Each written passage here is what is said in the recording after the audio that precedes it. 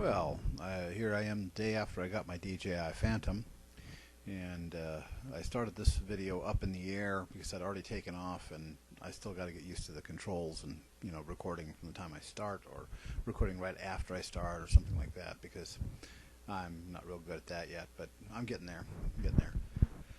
Well, I decided to fly around down by our barn down in Elk, Washington, and take a look and see what wide open flying looks like, because everything up by our house is trees, and lots of it, trees and hills. And so this is flying over the neighbor's plot here, and you can see them in the pickup truck with the dog out in front. Over to the left hand side there, they're just he's working on fences and things. But yeah, I just decided to fly this thing. I started out looking at cows, and the cows didn't particularly care for it much. I didn't have the video going, so all the cows left, and they started heading back to that barn over there. Yeah, they were all up in the corner of that lot there. All of them were just right there, and I flew over by them, and they all kind of just wandered away. I don't think they liked me very much. So I flew my drone around, and one of the big problems I was running into is there's a lot of sun on this day, and it was really bright, and I could not see the drone half the time because it was right in my eyes. The sun was, and a couple times I lost it, but I mean, it was not lost. I could hear it. I could hear where it was, but I couldn't see it. So I just flew around, looking at this weird thing of trees here to see what's going on with it. It's one of the only places in this whole valley that actually has a patch of natural trees, and it's kind of weird. A bunch of old cars and stuff down in there. Had to go chasing a kite in there once. Hope I don't have to go chasing a drone in there. That would suck. So yeah, I got the drone up today, and I was looking at it, and I'm just finding out some new things about it. One, when you fly towards the sun, you get shadows of the props on the lens, so it makes kind of a wavy image. You'll see that a little bit later in the video. But yeah, I'm also finding out the limitations of this drone and how far it can go, and when it tries to come home. So I'd fly it up, and when I fly it straight overhead, it loses signal because my antenna's not pointed properly. And as soon as it loses signal, it decides to land or come down and return to home. And I had to stop it about 5 or 6 times on this flight. And you'll see that when it starts heading out and just decides to stop. So I decided to head over towards the dairy there, and see if I could see that from the air and see how far I could go. And so I stepped on the gas here in just a second. You can see the props up in the corner. When you step on the gas, it really gets that front end down, and and the blades start showing up in the screen, and it is what it is. But as you stop, and if you're going forward just a little bit, the blades will start casting a shadow across your lens, and it causes a kind of a weird effect. But yeah, there's the Eagle Dairy, and there's all the cows that left, and there's that shadow effect there. You can see it in the screen. But I decided to go out there, and as soon as I got out there, the drone decided, oh, I'm too far away, I'm going to turn around and come home. I didn't do this. This was automatic. It decided it wanted to head back to the barn and where I was at. So it headed back there. It went up a little bit. It came out, and then it got over close to me. I canceled the landing because it had signal again. So I flew it back there, and then I decided to see how far I could go the other direction. So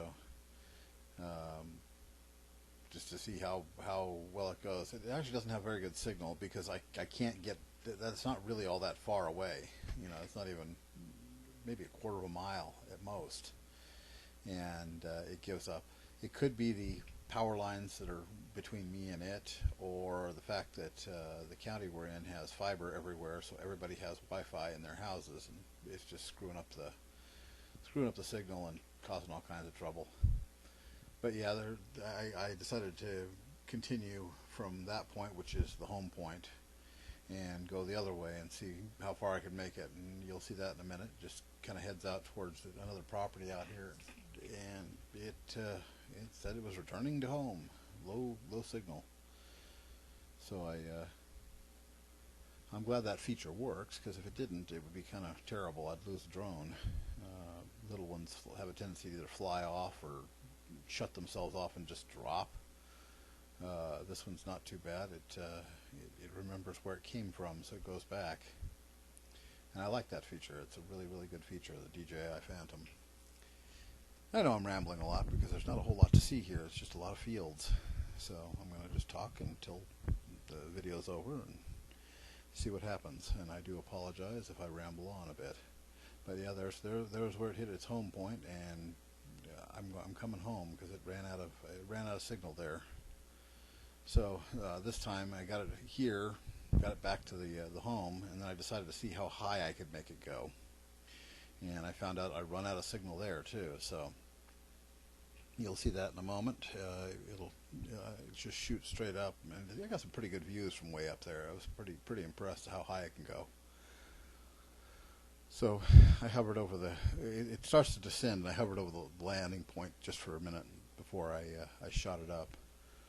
I had a few minutes left on the battery, so I figured I'd chew up all the time I had left on the battery before heading home, since I live, good 6 miles, 7 miles from here. So here it comes down. It gets down a ways, not too terribly close before I stop it. And then I send it right on back up and see how high it can go. Is basically what I was after. So yeah, there I am. There's my bag that I got for it. It's a pretty nice little bag that holds it. And right now I'm about to shoot it back up. Yep, there I go. Just push the button to stop it. Actually got lower than I thought I did. Okay, then I think I shuttled the camera over, and then there we go. We'll look out that direction and just see how high we can go. And I have no idea how high I got. I could barely see the screen, so I couldn't read the little letters saying how far away it was or how high it was or anything else. So don't ask me those questions. I don't know how far away or how high it got up. I just know that it got really high. It got to the point where I could just faintly hear it. I couldn't see it anymore. It was way up. I mean, it's not a big thing, so you get it that far away, you can't see it, and it's white and it blends in with the sky. As bright as it is out, you really can't do much about it. But luckily, it was a nice, clear, wonderful day, and no wind at all. It flew beautifully. It's very stable. I like how it works. And once it got up to maximum altitude, it decided to start heading back down again, and here it comes. And it actually missed its landing or its takeoff spot by about 2 or 3 feet, but that's within its parameters. It should always come down fairly close to where you launched it. I'm glad it does that, because otherwise it would land in the rocks or the water or on top of a building or something else. So yeah, it's coming straight down now. Basically, that white spot in the middle is where it launched from, and unfortunately I jogged it, so I can't show you how far I missed by, but it wasn't far. It was like 2 or 3 feet. It really got close. And basically I just brought it down, landed it, had a great time with it. It was a fun, beautiful day this morning. Took it home, charged the batteries. It started raining in the afternoon, so I couldn't get another flight out of it. But it was a good day, and I think I'm going to have a lot of fun with this particular device. I'm going to be going to Lake Ponderay this summer and playing with it there. That should be a lot of fun. Well, thank you for watching this, and hope I didn't bore you too much. I know it was kind of a boring flight. There's not a lot going on. It didn't crash, so that's not terribly exciting. But thanks for watching, and if you haven't subscribed to my channel, please do so. Thank you very much. I appreciate it.